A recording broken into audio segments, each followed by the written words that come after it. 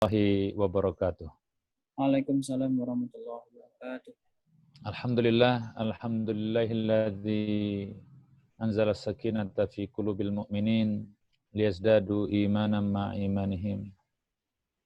Wassalatu wassalamu ala sayyidina Muhammadin wa ala alihi wa ashabihi ajma'in, amma ba'du. Jamaah dan pemirsa yang dirahmati Allah Subhanahu wa taala. Alhamdulillah, tidak ada kata yang patut kita ucapkan melainkan rasa syukur kita kepada Allah yang masih memberi kita kesehatan, kesempatan, meskipun dalam kondisi saat ini kita mendapatkan ujian dari Allah Subhanahu wa taala dan kita lebih banyak melakukan aktivitas di rumah. Namun tidak mengurangi niat kita untuk senantiasa thalabul ilmi dan memperbanyak amal ibadah kita, khususnya di 10 hari terakhir Ramadan yang penuh keberkahan ini. Mudah-mudahan Allah senantiasa melindungi kita, menjaga kita, dan mudah-mudahan Allah karuniakan keyakinan dalam diri kita, kiranya kita akan kembali menjadi fitrah setelah Ramadan ini, bersih suci hati kita, pikiran kita, perbuatan-perbuatan kita, dan semoga Allah angkat penyakit ini segera, dan agar kita bisa melaksanakan aktivitas kita sebagaimana biasanya, memakmurkan masjid-masjid kita, karena rumah Allah tempat kita beribadah. Baiklah Bapak Ibu hadirin pemirsa yang dirahmati Allah, pada malam hari ini tidak terasa kita sudah memasuki malam yang ke-22 Ramadan. Di mana 10 hari terakhir ini, kalau kita lihat beberapa hadis Rasulullah SAW, Rasulullah sangat bersemangat sekali menghidupkan malam-malam di bulan Ramadan terakhir ini. Jangan sampai Ramadan ini berlalu tanpa ampunan Allah. Jangan sampai Ramadan yang kita jalani ini menjadikan kita lalai bahwasannya kita sudah berada di penghujung bulan Ramadan. Baiklah pemirsa yang dirahmati Allah, hadirin yang dirahmati Allah, pada malam hari ini tema kita adalah bagaimana Islam berbicara tentang anak, atau bagaimana anak dalam perspektif Al-Quran. Tentu semua kita mendambakan hadirnya anak di tengah kita, karena anak ini menjadi satu kesempurnaan dalam berumah tangga. Jadi bagi orang-orang yang sudah berumah tangga, tentu dia sangat mengharapkan hadirnya anak, karena anak ini menjadi satu anugerah yang besar dalam keluarga. Oleh karena itu, tema tentang masalah anak ini sebenarnya sungguh luar biasa. Di dalam Al-Quran banyak sekali berbicara tentang masalah anak. Namun sebelum kita berbicara masalah anak, tentu kita tidak lupa juga untuk melihat sebelum anak itu dilahirkan, kita perlu mencari pasangan hidup yang bisa melahirkan anak-anak yang soleh dan solehah sebagai qurrata a'yun tentunya. Oleh karena itu hak anak juga di dalam Islam, dia berhak ya sebelum dilahirkan itu dipilihkan ibu yang soleh dan bapak yang ibu yang solehah dan bapak yang soleh. Ya, jangan sampai kalau kita lihat di dalam kisah para nabi-nabi, ada kita dengar orang tuanya yang soleh tapi anaknya tidak soleh.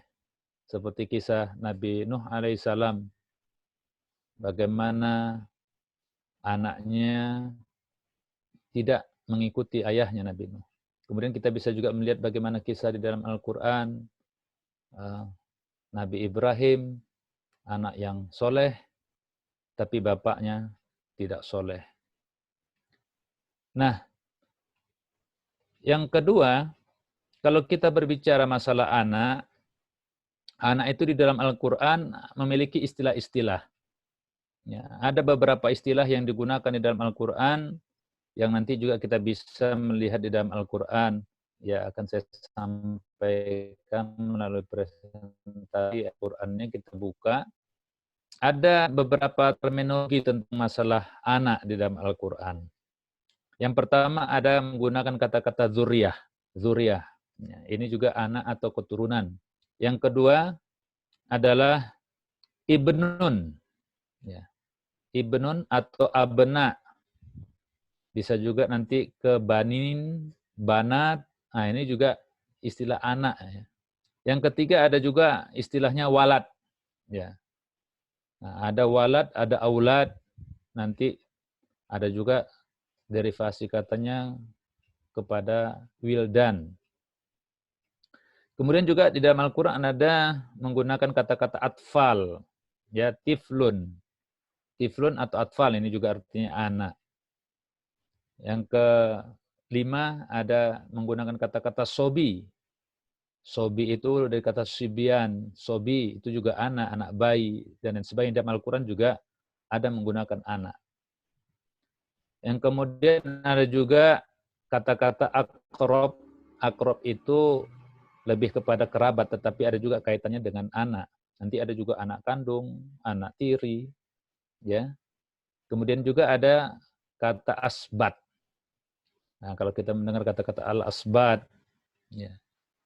Kemudian ada juga anak yang memiliki terminologi dengan penggunaan kata gulam.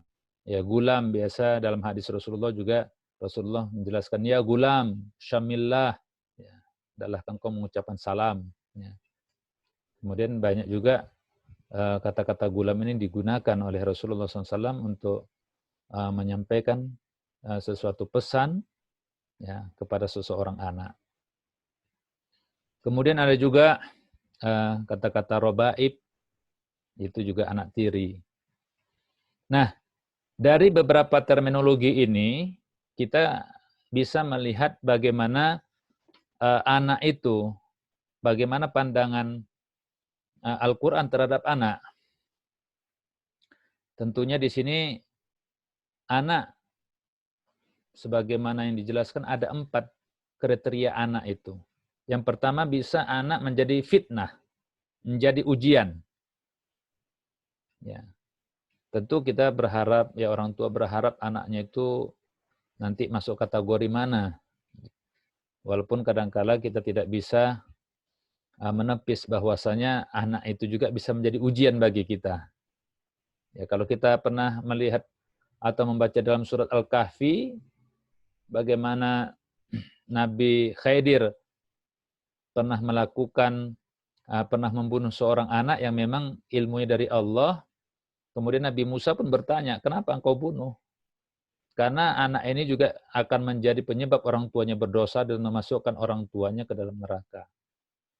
Namun, itu adalah ilmu dari sisi Allah, ladun dari sisi Allah. Nah, sekarang kita juga tidak bisa ya memperlakukan seperti itu, karena kita tidak ada ilmunya.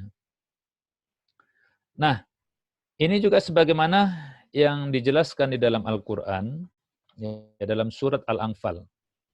Ya, bahwasanya bagaimana anak itu bisa menjadi fitnah bagi kita. Kita coba bisa melihat Al-Qur'annya, surat 8 ayat 28.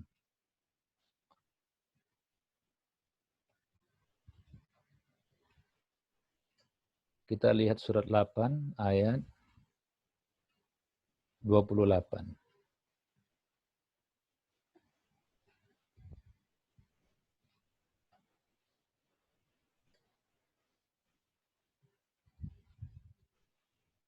Bisa terlihat ya? Bisa, Pak. Alhamdulillah. Alhamdulillah ya. Nah, kita bisa melihat di dalam Al-Quran Allah jelaskan, a'udzubillahi minasyaitonirrajim, wa'lamu annama amwalukum wa auladukum fitnah wa annallaha indahu ajrun azim. Dan ketahuilah bahwa hartamu dan anak-anakmu itu hanyalah sebagai cobaan. Dan sesungguhnya di sisi Allah ada pahala yang besar. Jadi di sini dijelaskan bahwasanya aulad, walad ya, itu sebagai fitnah. Bisa menjadi ujian ya bagi orang tuanya. Ya. Sebagai cobaan atau fitnah ini terjadi pada orang tua manakala anak-anaknya misalnya terlibat dalam perbuatan-perbuatan yang menyimpang. Bisa anak itu berbuat durhaka kepada orang tuanya.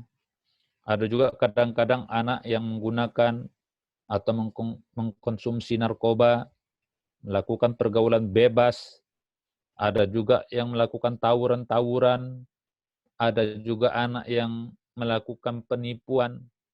Atau juga membuat resah. Tidak hanya orang tuanya, tapi orang lain. Nah, ini yang pertama. Oleh karena itu, anak ya dilihat dari perspektif Al-Quran ada juga menjadi fitnah ujian.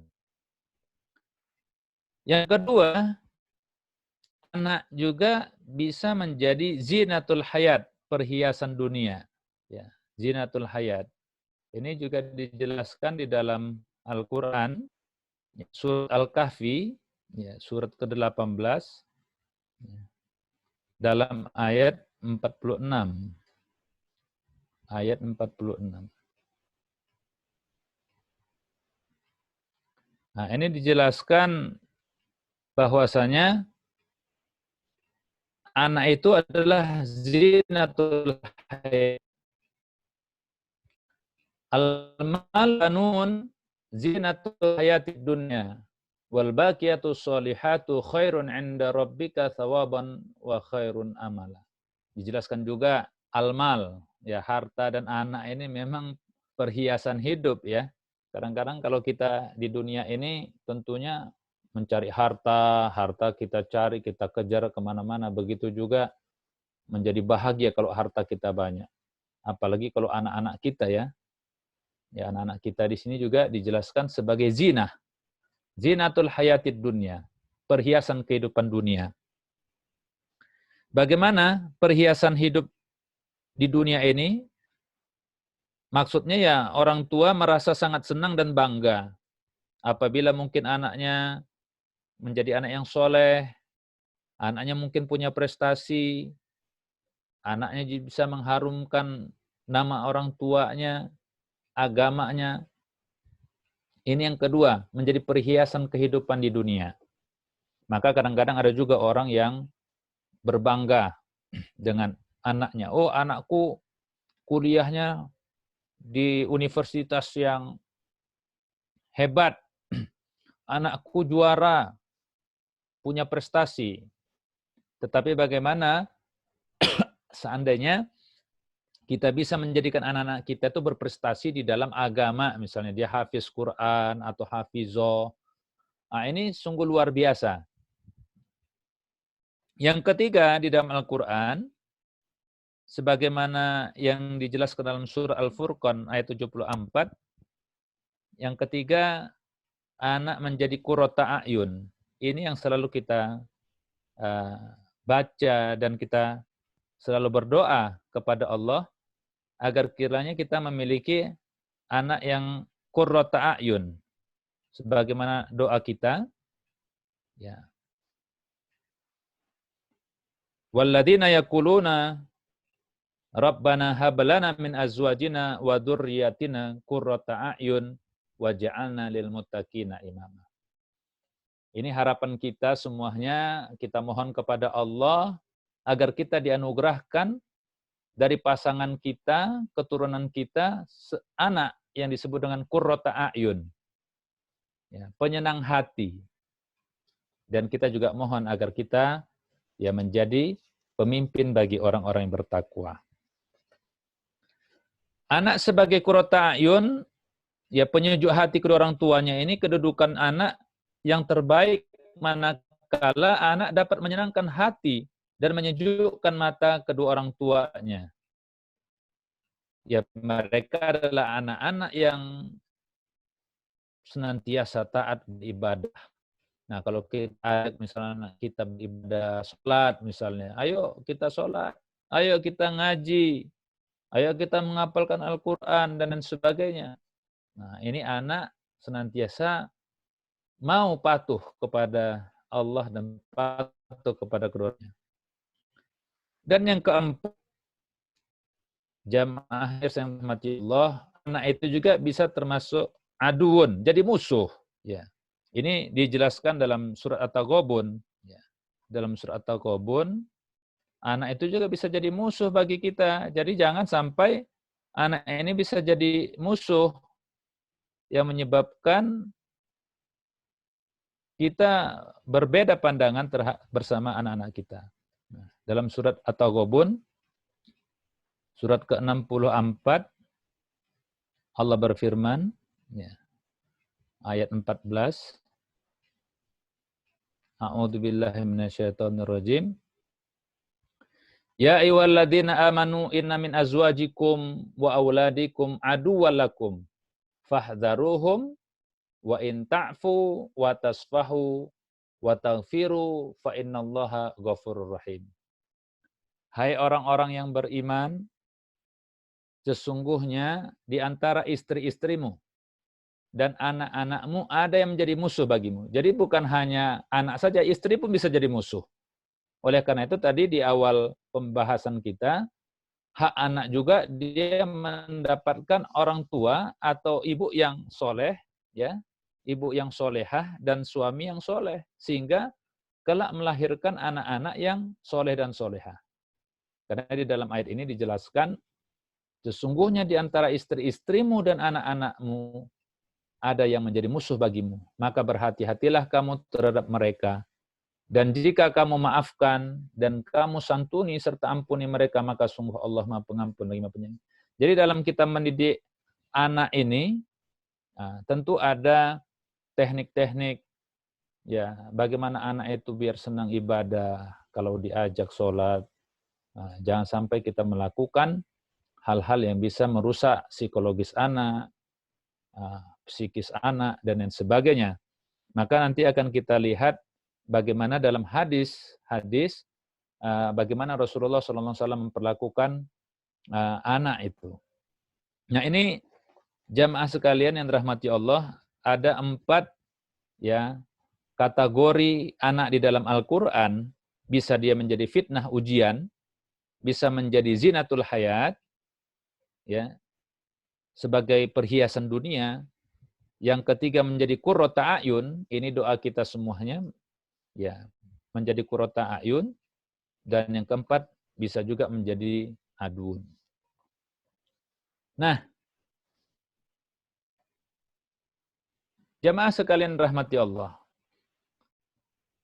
Kemudian bagaimana Rasulullah SAW memperlakukan anak, ya, ketika kita diamanahkan, ya, karena anak ini menjadi amanah juga yang harus kita syukuri, yang juga kita harus didik.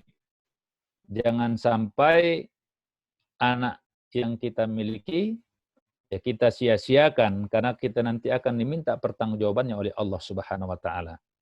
Nah, sama seperti Nabi Ibrahim ketika dia belum punya anak, dia berdoa kepada Allah, Rabbi habli minas solihin. Nah, minta, ya Allah, jadikanlah dari sisi keturunanku anak-anak yang soleh.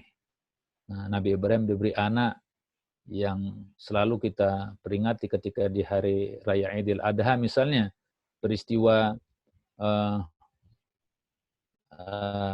Nabi Ismail, ya, bagaimana waktu ketika menyampaikan pesan-pesan dari Allah, tentu dengan bahasa yang sungguh bijak, tidak memaksakan, orang tua tidak memaksakan sesuatu kepada anaknya. Bahkan dia mencoba menyampaikan kepada anaknya.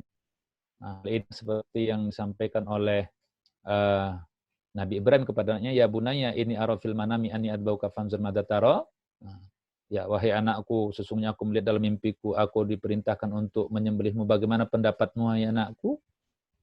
Nah, keluar ucapan anak yang soleh, ya, yang mengatakan, ya bunaya if'al ma tu'mar satajiduni insyaallah minas sabirin.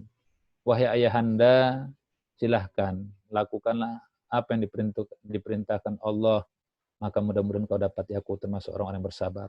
Inilah ucapan-ucapan anak yang sungguh luar biasa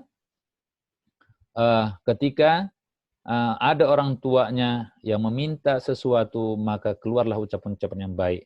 Oleh karena itu, kalau kita memiliki anak-anak yang soleh dan solehah, ada satu ungkapan rasa syukur dengan mengucapkan Alhamdulillah.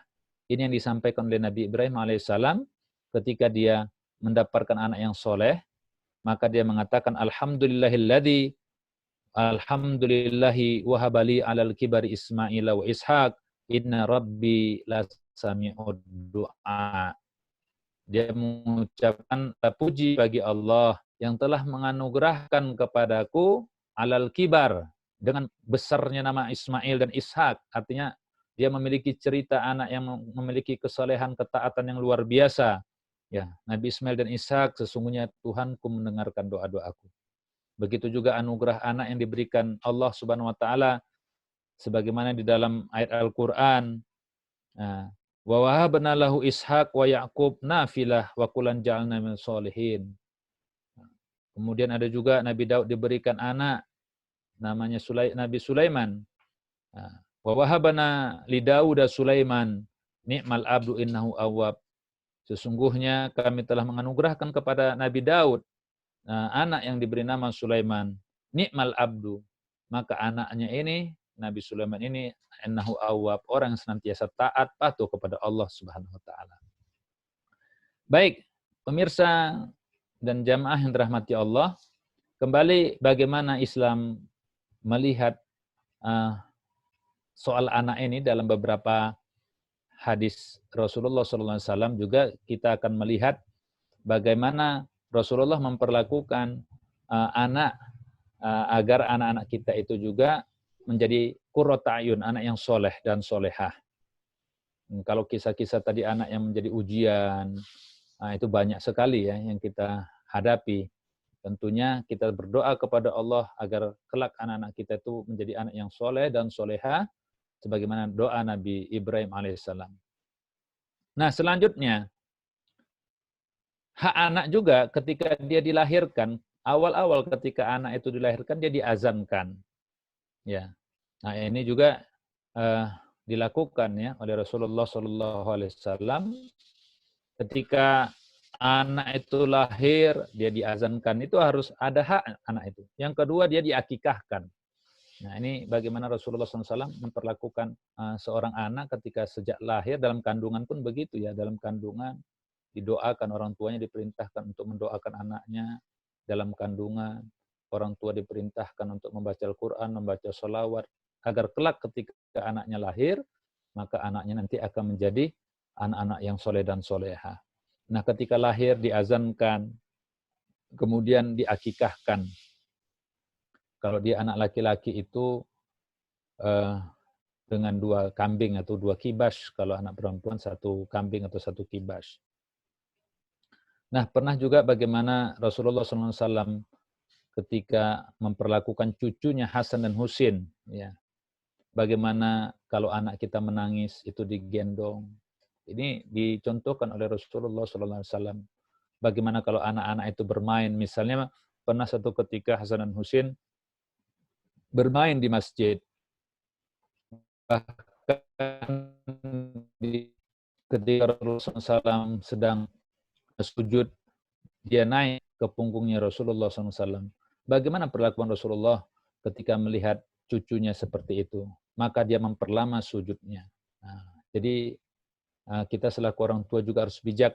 Bagaimana ketika kita mengajak anak kita ke masjid misalnya, jangan sampai anak kita dibentak, dimarah-marahi, atau mungkin juga kita takut membawa anak ke masjid, karena memang sebenarnya generasi-generasi muda, anak-anak inilah yang harusnya nanti yang memakmurkan masjid-masjid. Qalbuhu mu'allakun bil masjid, yang hatinya terpaut dengan masjid, dan juga anak-anak yang nasya'a fi ibadatillah, yang tumbuh kembang dalam beribadah kepada Allah. Ini kadang-kala kita khawatir, takut kalau kita membawa anak kita ke masjid, nanti anak kita lari sana lari sini, bercanda sana bercanda sini. Tentunya kita juga harus arif dan bijak bagaimana kita memberikan tempat kepada anak-anak kita agar mereka juga senang memakmurkan masjid. Kemudian juga anak juga memiliki hak sebenarnya, diberikan nama yang baik. Nah, ini kadang-kadang ada orang tua memberi nama anaknya saja dengan bahasa-bahasa yang mentereng atau panggilan-panggilan yang mentereng. Harusnya orang tua memberikan anak itu namanya yang baik, panggilan-panggilan yang baik. Apakah Abdullah memberi nama yang baik? Nah, jangan memberi nama-nama yang dengan panggilan yang kurang baik misalnya. Kemudian anak juga itu kalau dikhitan, ya, dikhitan. Karena khitan ini juga termasuk fitrah, sebagaimana fitrah para nabi-nabi yang terdahulu. Khamsatun minal fitrah, ada 5 hal yang kebersihan sebagaimana disampaikan oleh Rasulullah SAW, termasuk al-khitan. Ya, kalau anak-anak kita itu sudah lahir, paling tidak dikhitan.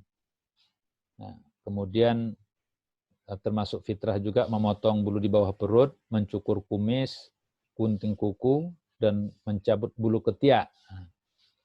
Kemudian kalau anak itu sebelum dia dewasa masih dalam menyusui, ya orang tua juga harus memberi susu secara alami. Ya, ini juga dijelaskan dalam Al-Quran, surat Al-Baqarah ayat 233. Paling tidak bagaimana orang tua itu menyusui anaknya secara alami. Kecuali kalau orang tuanya memiliki beberapa hal yang tidak bisa menyusui, maka dibolehkan dengan menggunakan susu yang lain. Nah, ini juga hak-hak anak. Sehingga nanti anak itu ketika dia besar, ketika dewasa, maka anak itu akan memiliki pengaruh, ya, dekat dengan orang tuanya, dekat kepada Allah. Ini juga kalau seandainya anak itu dididik, dibesarkan dalam dekat kepada Allah Subhanahu wa taala. Nah, Rasulullah SAW juga tidak membeda-bedakan antara anak laki-laki dan anak perempuan. Ya, walaupun kadang-kadang ada orang tua yang selalu membedakan anak laki-laki dan anak perempuan. Nah, seharusnya ini juga tidak terjadi, karena memang tradisi orang Arab dahulu ketika anaknya perempuan, mereka itu tidak senang, bahkan wajahnya merah. Tapi kalau dapat anak laki-laki, mereka itu senang, bangga, karena dia sebagai penerus. Karena anak laki-laki ini sebagai pejuang, bisa perang, dan lain sebagainya. Kalau anak perempuan, mereka anggap anak perempuan tidak bisa ngapa-ngapai. Oleh karena itulah Islam melarang ya, kita membeda-bedakan anak laki-laki dan anak perempuan. Bahkan Rasulullah dalam hadisnya menjelaskan siapa yang memiliki 2 anak perempuan, kemudian tidak menguburnya, tidak menghinanya, dan tidak membedakannya dengan anak laki-laki, maka Allah akan memasukkannya ke dalam surga. Kemudian, sebagai orang tua, ya, juga memberikan contoh teladan yang baik. Ya, dalam hadis Rasulullah menjelaskan, muliakanlah anak-anakmu dan perbaikilah akhlak mereka. Kiranya lebih baik ya bagi kalian mendidik anak-anak daripada bersedekah tiap hari 1 sa. Jangan kadang-kala kita lebih sibuk bersedekah kepada orang, tapi anak-anak kita tidak kita pedulikan. Ini juga hal-hal yang perlu kita perhatikan. Kita lebih mendidik anak-anak kita juga pun, ini adalah satu keharusan bagi orang tua. Dan kita juga harus bisa memberikan permainan-permainan kepada anak-anak kita. Jangan sampai salah kita memberikan mainan-mainan kepada anak-anak kita. Contohnya kalau anak laki-laki, jangan nanti main boneka. Dikasih permainan boneka-bonekaan, nanti jiwanya, psikologisnya juga seperti keperempuan-perempuanan. Nah, ini juga harus kita hindari. Nah, kemudian kalau anak itu sudah umur 7 tahun, maka kita ajak anak kita ke masjid. Muru auladakum bis-shalah. Ajari, perintahkan anak-anakmu untuk sholat sab'ina sanah. Sab'in sanah. Mereka itu umur 7 tahun. Ya, sab'un sanah. Kemudian pisahkan ranjangnya. Ya kalau dia sudah berumur 10 tahun tidak boleh kita masih bersama anak-anak kita tidur sama orang tuanya. Kalau bisa untuk memberikan kemandirian, anak itu harus dipisahkan tempat tidurnya ketika mereka umur 10 tahun. Ya. Lalu larangan memanjakan anak, karena Rasulullah menjelaskan hati-hatilah ya bergelimang dalam kenikmatan, jangan sampai kita terlalu memanjakan anak-anak kita. Apa yang diinginkan anak kita berikan. Minta dibelikan handphone dikasih, diminta berikan kendaraan dikasih. Hati-hati, karena itu juga bisa menjadi musibah, menjadi ujian dan fitnah bagi anak kita. Kemudian kita berikan anak-anak kita pendidikan. Nah, pendidikan ya, dan pembinaan anak. Ajari anak kita sebagaimana Rasulullah sampaikan, adibu auladakum salasa khisal. Ajari, berikan adab kepada anak-anak kalian itu 3 hal. Yang pertama, hubbu nabikum, cinta kepada nabinya. Jadi bagaimana mereka itu cinta kepada nabi, membaca sholawat.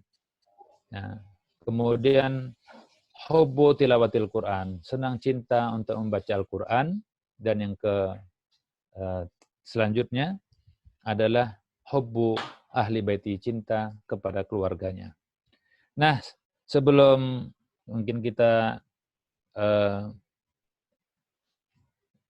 melanjutkan, mungkin ada yang ingin bertanya, sedikit saya akan sampaikan juga dalam Al-Quran ada satu ayat yang sungguh sangat menarik sekali yang bisa kita lihat, surat Maryam, bagaimana kita bisa melihat ayat ini penting bagi kita dan bagi orang tua, ya, bagaimana orang tua dalam memberikan ya perhatian kepada anaknya.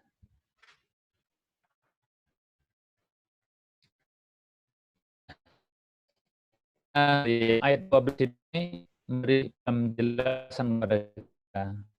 Al-Quran, ya Allah banyak memberikan perintah-perintah bagaimana orang tua itu bisa memberikan pelajaran-pelajaran. Ini kita bisa lihat ya dalam ayat 12 ini, a'udzubillahi minasyaitonir rajim, ya Yahya khudil kitaba biquwah wa atainahul hukma sabiyya.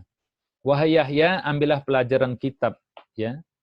Nah, kitab Taurat itu dengan sungguh-sungguh dan kami berikan hikmah kepadanya Yahya. Artinya di sini juga jadikan kitab kita, khususnya Al-Qur'an, tanamkan kepada anak-anak kita untuk kita ajarkan Alkitab, Quran. Ya, itu menjadi satu kekuatan. Dan bahkan kita berikan anak kita sejak sobi tadi di sini ya, anak kecil itu diberikan hikmah, cerita hikmah, teladan kepada anak kita. Ya, agar kelak mereka memiliki apa? Ini, selanjutnya ayat ini menjelaskan, wa hanana min ladunna wa zakatan wa kana taqiyya. Dan kami berikan kasih sayang. Nah, kasihkan anak-anak kita itu kasih sayang dari orang tuanya. Dan zakatan agar anak itu bersih. Ya. Bagaimana menanamkan, membersihkan hati anak-anak kita dari sifat sombong, takabur. Nah, ini bagaimana kita tanamkan pendidikan kepada anak-anak kita, zakatan, agar bersih dia dari dosa-dosa. Dan dia kelak menjadi orang bertakwa. Yang selanjutnya, wabarron biwalidayhi, bagaimana anak kita itu bisa barron. Barron artinya berbuat baik kepada orang tua dan tidak menjadi orang-orang yang jabbar, orang-orang yang sombong dan tidak menjadi orang yang durhaka. Nah, ayat surat Maryam ayat 12 sampai 14 ini memberi satu pelajaran bagi kita, khususnya juga kepada orang tua. Ya, bagaimana anak itu kita berikan pedoman dalam hidup mereka, kekuatan yaitu Al-Quran, dan diberikan sejak kecil itu cerita yang menarik, ya, kisah para sahabat dan lain sebagainya. Jangan sampai cerita-cerita yang tidak memberikan pelajaran bagi mereka. Kemudian berikan kasih sayang kepada mereka yang cukup, dan bagaimana agar hati mereka itu bersih dan agar mereka berbuat baik kepada orang tuanya dan tidak memiliki sifat sombong. Karena kalau anak-anak kita sombong, dia durhaka, ini menjadi fitnah ujian yang luar biasa yang tentunya juga kembali kepada kita. Nah, jamaah sekalian dan permisi yang rahmati Allah, ini beberapa hal yang mungkin bisa menjadi pelajaran penting bagi kita. Hakikat anak di dalam Al-Quran bahwasanya anak ini menjadi anugerah yang besar yang Allah berikan kepada kita. Dengan kata-kata anugerah, wa wahabna, kata-kata wahab atau karunia dari Allah. Yang kedua, bahwasanya anak ini menjadi perhiasan ya hidup di dunia dan juga menjadi penyejuk hati. Bagaimana kita bisa mendidik anak-anak kita menjadi anak-anak yang soleh dan solehah, mengajak anak-anak kita takwa kepada Allah Subhanahu wa taala. Saya rasa ini yang bisa saya sampaikan. Bila mana ada pertanyaan silahkan.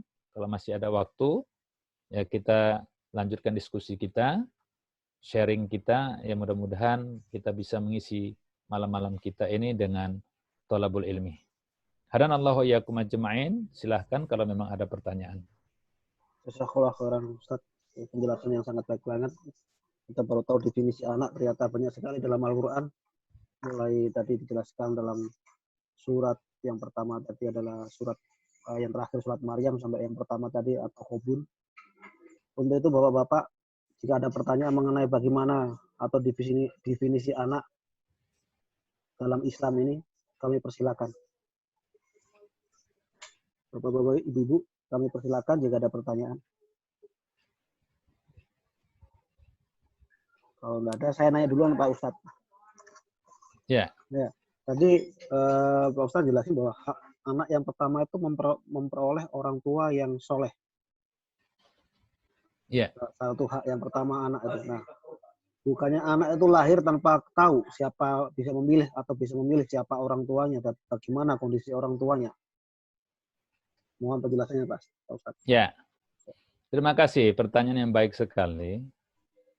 Nah, di sini kita yang mungkin belum menikah, tentunya mencari orang-orang pasangan hidup yang dekat kepada Allah Subhanahu wa taala. Walaupun anak itu sebelum dia dilahirkan dia tidak tahu, tapi kita selaku orang tua atau kita sebagai pasangan-pasangan sebelum menikah itulah kita perlu mencari pasangan kita. Maka di dalam Al-Quran kan juga dijelaskan orang yang soleh ya untuk wanita yang solehah. Ya. Sama dalam surat An-Nur. Ya. Kalau kita lihat surat An-Nur tentang masalah pezina, azni la yankihu ila zanin. Kalau pezina tidak dinikahi kecuali pezina, ya kalau sama-sama pezina, nah itu memang pasangannya. Tetapi orang-orang yang soleh, dia akan mendapatkan pasangan-pasangan yang soleh juga. Oleh karena itu kita berusaha, ya walaupun kita belum tahu pasangan kita orang soleh atau soleha, tapi kita ketika kita sudah berumah tangga, di sinilah dibangun keluarga.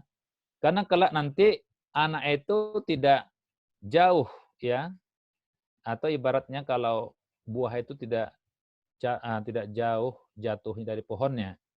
Jadi bagaimana juga anak. Maka itu di dalam hadis Rasulullah Sallallahu Alaihi Wasallam menjelaskan setiap anak itu sebenarnya fitrah bersih, ya. Kullu mauludin fitrah. Setiap anak itu sebenarnya bersih. Maka fa'abawahu, orang tuanya menjadikan dia Yahudi, yang menjadikan dia Yahudi, au yunasranihi, atau menjadikan dia Nasrani, au yumajjisani, atau menjadikan dia Majusi. Jadi ini adalah doa. Maka itu bagi orang-orang yang belum menikah misalnya ketika dia berdoa diberikan pasangan-pasangan yang soleh sebagaimana tadi Rabbana hablana min azwajina, surah Al-Furqan ayat 74 tadi kan menjelaskan doa itu. Rabbana hablana, ya Allah anugerahkan dari sisimu ya Allah, min azwajina, dari pasangan-pasangan kami, ya. Qurrata ayun, anak-anak yang menjadi qurrata ayun, penyenang mata kita, penyejuk hati kita. Jangan sampai anak itu nanti ya kalau orang tuanya mungkin banyak melakukan dosa-dosa, bisa saja anaknya juga terikut-ikut untuk melakukan dosa. Walaupun memang tidak semua anak seperti itu, bisa saja anaknya akan jadi baik. Tapi kadang-kadang karena pengaruh-pengaruh orang tua, ya, maka anak itu juga bisa mengikuti perbuatan orang tuanya. Allahu a'lam. Terima kasih Pak Ustadz atas penjelasannya. Bapak Ibu, ada pertanyaan lain terkait Saya bertanya Pak Ustadz. Pak Ya. Budi, silakan Pak Budi. Assalamualaikum warahmatullahi wabarakatuh. Waalaikumsalam warahmatullahi Ini sangat baik sekali Pak Ustadz mengenai gimana mendidik anak atau bagaimana mengarahkan anak menjadi anak yang qurratu a'yun. Mungkin ada beberapa pertanyaan, yaitu yang pertama adalah ada sejarah ya seperti Nabi Nuh alaihissalam, di mana ada juga beberapa masyarakat kita dan juga orang tuanya sangat soleh, tapi ada akhirnya anak-anaknya, ada beberapa anaknya yang tidak mengikuti kesolehannya orang tua. Satu, itu bagaimana? Apakah ada kesalahan dalam mendidik atau memang sudah qadarnya? Satu. Yang kedua, Pak, Pak Ustadz, masalah akikah. Nah, ini akikah itu apakah memang harus di waktu 7 hari atau kelipatannya? Satu. Yang kedua, apakah akikah itu dengan kondisi yang seperti ini, COVID-19, bayinya itu tidak perlu diramaikan, artinya hanya dengan doa, kemudian pemotongan kambingnya, setelah kambingnya dimasak, kemudian diberikan kepada orang-orang, anak yatim atau yang lainnya. Sementara itu aja Pak Ustadz, mohon penjelasan, terima kasih. Ya, kalau kita lihat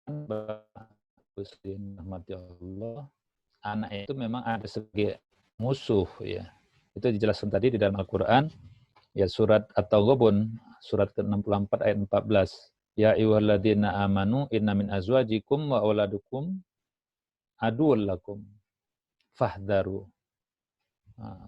Hai orang-orang yang beriman, sesungguhnya di antara istri-istrimu dan anak-anakmu ada yang menjadi musuh bagimu. Nah, ini menjadi sunnatullah, memang di dalam satu keluarga itu pasti anak itu memiliki karakter yang berbeda. Nah, jadi anak-anak itu tidak semuanya, kadang yang jadi ulama pasti dia ada keinginan-keinginan yang berbeda. Tetapi memang peran orang tua di sini sangat berpengaruh terhadap perilaku anak. Tentunya kalau dalam masalah pemberian makan, minum juga kan Islam mengajarkan, berilah anak-anakmu itu makan, minum yang dari harta yang halal. Kadang-kala ada juga orang tua yang mendapatkan rezeki atau harta itu sadar atau tak disadarinya dari harta-harta yang syubhat misalnya. Ini juga bisa berpengaruh kepada anak. Oleh karena itu, kenapa kita harus selalu berdoa kepada Allah, harta yang kita dapatkan bersih, kemudian tidak ada syubhat-syubhatnya, karena harta itu nanti bisa menjadi darah daging bagi anak-anak kita, yang menjadi berkah ya harta itu, sehingga anak itu bisa taat, baik. Kalaupun memang ada anak yang kemudian menjadi durhaka, yaitu sudah menjadi ujian bagi orang tuanya.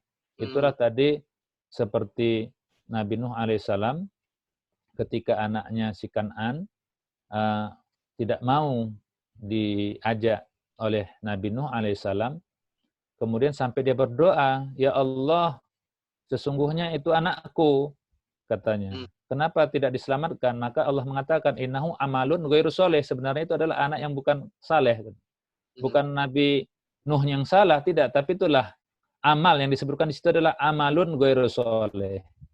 Itulah perbuatan-perbuatan si anak yang tidak soleh, sehingga yang menyebabkan dia menyimpang atau dia berbeda dengan orang tuanya. Itu juga yang terjadi dengan kisah Nabi Lut, ya. Ya, dan Nabi Lut bagaimana juga istrinya yang menyimpang. Ya, kemudian kalau kita lihat banyak kisah-kisah ya di dalam Al-Quran pun bukan berarti salah orang tua mendidik, mungkin itu juga sudah ujian bagi orang tuanya yang memang ada dari sebagian, kan dijelaskan inna min azwajikum, ada kata-kata sesungguhnya dari ya.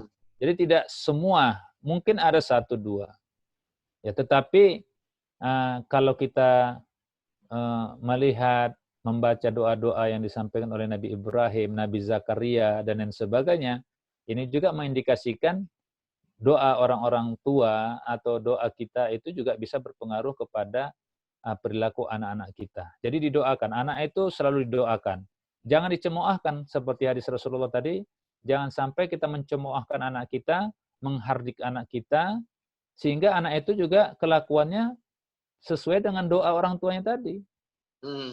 Nah, kadang-kadang kita mengatakan anak kurang ajar atau anak yang nakal beneran dia. Karena itu setiap ucapan yang keluar dari orang tua itu juga menjadi satu doa. Maka jangan pernah kita mengucapkan kata-kata yang menyimpang dari syariat, yang menjadikan anak itu pun menjadi anak yang tidak baik.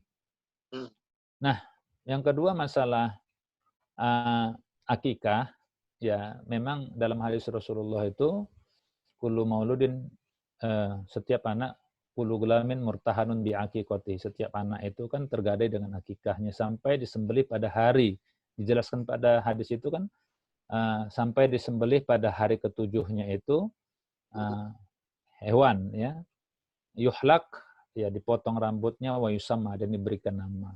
Itu memang hari ketujuh. Tapi kalaupun seandainya tidak bisa hari ketujuh pun tidak apa-apa, karena ini kan sunnah muakkadah ya. Maka ada yang menjelaskan bisa hari ke-14, bisa hari ke-21. Kalaupun tidak bisa atau belum ada kemampuan, maka boleh sebelum dia balik. Kalau nanti dia sudah balik, nanti apa? Bisa dengan kurban. Walaupun memang ada pendapat lain pun sebelum dia wafat, masih tua pun boleh kita mengakikahkan kalau dia belum diakikahkan. Dan itu dibolehkan. Nah, bagaimana dalam kondisi sekarang ini, kondisi COVID misalnya?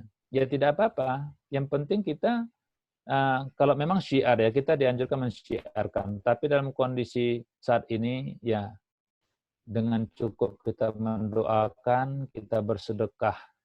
Ya kurban tadi disampaikan kepada orang-orang yang membutuhkan, maka pun itu sudah cukup. Tidak harus juga kita mengundang orang banyak-banyak dalam kondisi yang seperti ini. Ini yang mungkin bisa saya sampaikan. Terima kasih banyak Pak Ustadz.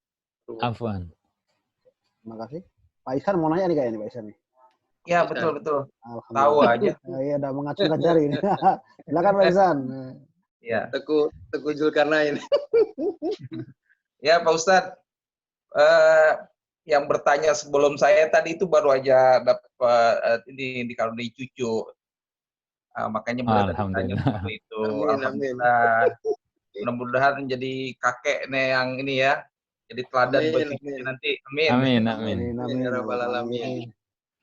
Baik Pak Ustadz, memang dalam mendidik anak itu kuncinya sabar ya. Yeah. Karena kalau nggak sabar itu akhirnya anak jadi terbengkalai seperti itu ya. Betul. Jadi memang seperti seorang ayah kan berkewajiban mencari nafkah. Udah capek nyari nafkah juga, terus wajib juga mendidik anak gitu ya, walaupun sama dengan istri gitu. Tapi kan peran yang utamanya malah seorang ayah dalam mendidik anak. Yeah. Dan terus mendidik anak ini batasannya sampai mana ya Pak Ustadz ya? Apakah dia ketika udah menikah udah selesai si orang tua itu, atau sampai nyawa di kandung badan gitu ya? Selagi kita masih hidup kita tetap harus ngasih pendidikan. Kalau yang udah berumah tangga kita kasih pendidikan berumah tangga gimana yang baik. Terus tadi menyambung masalah cucu juga. Kalau cucu itu apa masih ada juga kewajiban seorang kakek memberikan pendidikan? Sedangkan kalau dengan pandangan kita lihat mungkin karena anak kita belum mempunyai kemampuan mendidik anak, terus akhirnya mau nggak mau ya sang kakek pun berkewajiban gitu mendidik cucunya. Itu aja Pak Ustadz, terima kasih. Ya, terima kasih Pak Ihsan. Ya memang yang pertama sekali mendidik itu adalah orang tuanya. Maka di dalam hadis Rasulullah menjelaskan tadi, setiap anak itu pertama adalah fitrah ya. Kullu mauludin yuladu alal fitrah. Maka orang tuanya. Nah, orang tuanya lah yang mendidiknya, apakah nanti dia mau menjadi Yahudi, Nasrani, ataupun Majusi. Tapi dalam konteks kita sebagai seorang kakek ataupun nenek, karena itu adalah juga merupakan cucu ya, cucu kita misalnya, itu dibolehkan, tapi memang yang lebih utama orang tua. Ya, dalam kondisi darurat atau dalam kondisi yang mungkin orang tuanya bekerja dan lain sebagainya, si kakeknya mau mendidik, ya alhamdulillah. Ya mudah-mudahan si kakek ini pun juga memberikan amal ya, amal soleh juga. Ya karena namanya mendidik itu bisa pendidikan, tidak hanya pendidikan dari sisi orang tua biologis saja sebenarnya, tetapi juga bisa pendidikan dari yang lain. Ini secara umum saja. Jadi kakek pun bisa memberikan pendidikan kepada cucunya atau kepada orang lain. Karena dalam memberikan pendidikan atau ilmu ini umum sekali. Ya, kita memang dianjurkan untuk menyampaikan balighu anni walau ayah, sampaikan walaupun satu ayat. Tapi dalam mendidik ini memang orang tua yang memiliki pengaruh yang penting. Yang kedua, tadi masalah sampai mana batasannya. Nah, memang ada batasan pendidikan itu sampai seumur hidup ya.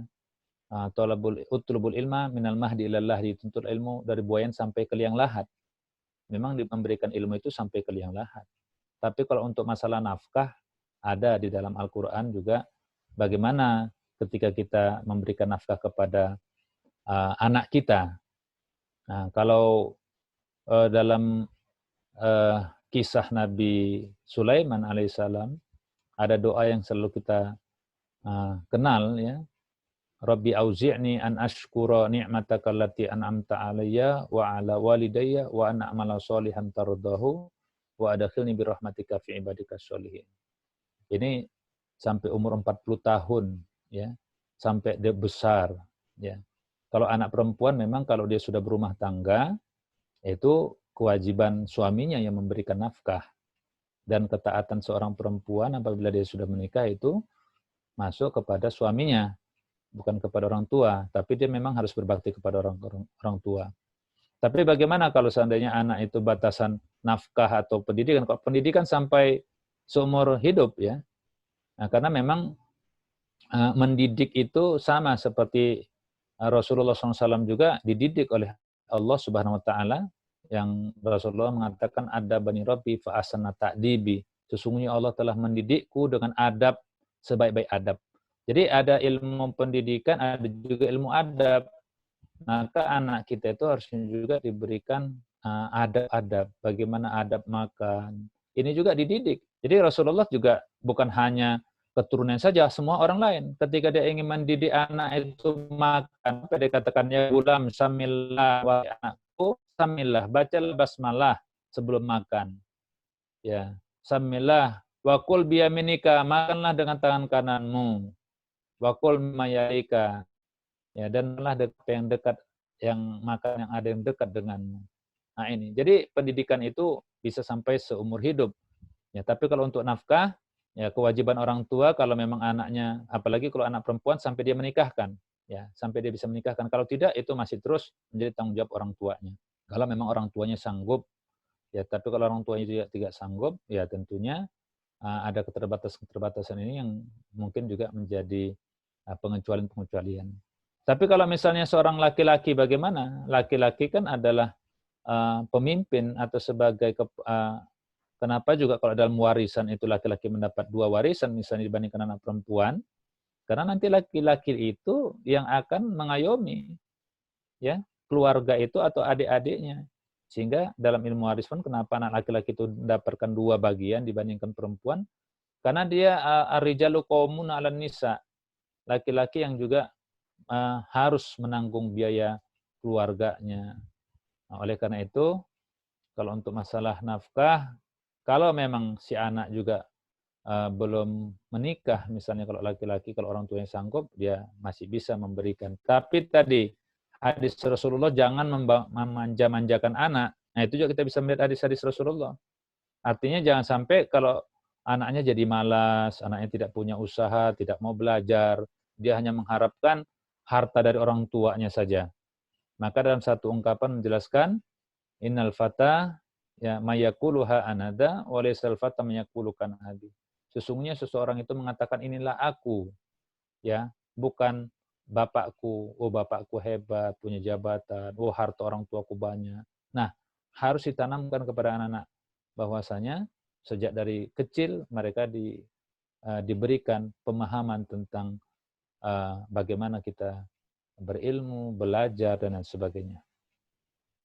Ini Pak Ihsan. Ya, terima kasih. Bapak-bapak ada pertanyaan lain? Pak Bagus, tambahan boleh dari anak saya nih? Aduh, boleh. Anaknya aja nanya Pak. Jauh amat anaknya. Yang di sana, yang di Paris itu, ini melalui ini aja ya. Ya, boleh Pak, silakan Pak, silakan Pak. Pertanyaannya seperti ini. Dalam Islam, peran orang tua dalam mencapai cita-cita anak, apakah tugasnya hanya membantu, mengarahkan, dan memperkenalkan, atau boleh memaksakan kehendak anak, kehendak orang tua maksudnya, karena orang tua lebih paham karena menuju cita-cita anak yang lebih baik. Bagaimana Pak Ustadz? Terima kasih. Ya, tadi saya katakan bahwasanya anak memiliki kelebihan yang berbeda. Maka kalau seandainya untuk masalah-masalah ibadah, ya wajib kita harus tegas kepada anak kita, mengarahkan, mendidik, dan sebagainya. Tapi dalam hal-hal yang lain, kita juga tidak boleh memaksakan anak kita. Misalnya, anak kita mau suruh jadi tentara misalnya, atau apa, insinyur, sedangkan dia punya keinginan yang berbeda. Tapi kalau masalah-masalah ibadah, itu wajib kita tegas, kita paksa. Nggak boleh tidak. Misalnya kalau anak kita tidak sholat, kita paksa sholat, kita suruh. Memang seperti itu. Karena dalam hadis Rasulullah juga mengatakan, kalau dia tidak sholat, fadribuhu, maka pukullah dia. Tapi kalau dalam hal-hal yang lain, maka kita orang tua harus bijak. Ini yang kebijakan ini yang perlu kita pelajari dari kisah Nabi Ibrahim alaihissalam, bagaimana dia menyampaikan kepada anaknya, Nabi Ismail. Itu dalam kisah surah As-Saffat ayat 100 tadi, bagaimana kalau untuk masalah ibadah pun, ya, untuk hal-hal yang menjadi kesuksesan si anak. Padahal Nabi Ibrahim sudah tahu sebenarnya dia harus menyembelih anaknya, tapi bagaimanapun dia harus mengkomunikasikan kepada anaknya. Itu orang tua yang bijak. Dia harus memberikan referensi-referensi. Walaupun mungkin kita katakan, kan orang tuanya lebih tahu. Lebih tahu apa kalau untuk masalah agama? Iya, memang harus. Tapi kalau misalnya dia untuk masalah-masalah kehidupan dia ke depan, ya misalnya kita minta dia mau jadi seorang dokter, oh dokter tuh ini. Padahal mungkin si anaknya memiliki pandangan yang lain, karena tidak bisa dipaksakan, maka kita berikan opsi-opsi. Jadi orang tua yang bijak itu memang betul, dia mengarahkan, ya, mengarahkan anaknya, membina, mendidik, tapi anak juga punya hak untuk menentukan. Kalau misalnya untuk masalah-masalah agama, ya kita harus sampaikan ayat-ayat, dalil-dalilnya. Tapi kalau masalah-masalah yang umum, nah maka kita juga harus memberikan satu kelonggaran atau opsi-opsi kepada anak kita. Itu mungkin kita mengarahkan, menyampaikan kepada anak itu, mengkomunikasikannya lebih baik dibandingkan kita memaksa, ya, karena itu bisa berdampak nantinya. Akan ada nanti di dalam benak anak itu rasa kekecewaan, bisa frustasi, bisa macam-macam, karena adanya larangan-larangan ataupun pandangan orang tua yang memaksakan. Itu yang bisa saya sampaikan, Pak. Jadi kalau untuk yang anak-anak yang kira-kira mau melanggar, melakukan maksiat atau dosa-dosa, ya tetap kita harus tegas. Dan itu la ta'ata li makhluqin fi maksiatillah. Tidak boleh kita untuk melakukan ketaatan kepada orang-orang yang melakukan kezaliman ataupun perbuatan maksiat. Kalau ada orang yang zalim, anak kita melakukan kezaliman, wah itu tetap harus kita cegah, kita larang. Betul. Terima kasih banyak Pak Ustadz. Ya, Pak. Alhamdulillah. Bapak-bapak masih ada pertanyaan lain? Ini topik yang menarik ini terkait dengan anak, pendidikan anak.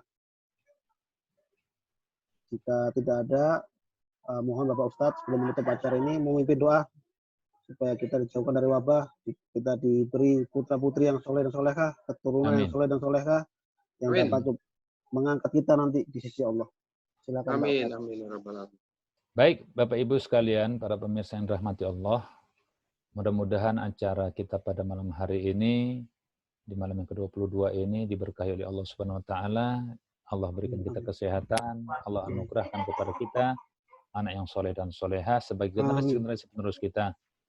A'udzubillahi minasyaitonir rajim. Bismillahirrahmanirrahim. Wassalatu wassalamu ala sayyidina Muhammad wa ala alihi washabihi ajma'in. Allahumma ja'al jam'an hadza jam'an marhuma wa tafarruqana min ba'di tafarruqan ma'suma. Rabbana hab lana minas solihin, Rabbana hab lana min azwajina wa dzurriyyatina qurrata a'yun waj'alna lil muttaqina imama. Allahumma inna nas'aluka ridhaka wal jannah wa na'udzubika min sakhatika wan nar. Allahumma innaka 'afuwun karim tuhibbul 'afwa fa'fu 'anna ya karim. Ya Allah ya Rahman Rahim, alhamdulillah ya Allah, berkahi malam kami ini ya Allah. Berkahi kami di bulan Ramadan ini ya Allah, dengan kami bisa menghidupkan malam-malam kami dengan tadarus Al-Qur'an, dengan memperbanyak zikir doa kami ya Allah, dengan melakukan qiyamul lail kami ya Allah. Ya Allah, tambahkan kami ilmu, pertinggi kecerdasan kami ya Allah. Anugerahkan dari keturunan kami ya Allah anak yang soleh dan solehah sebagai penyejuk hati kami ya Allah.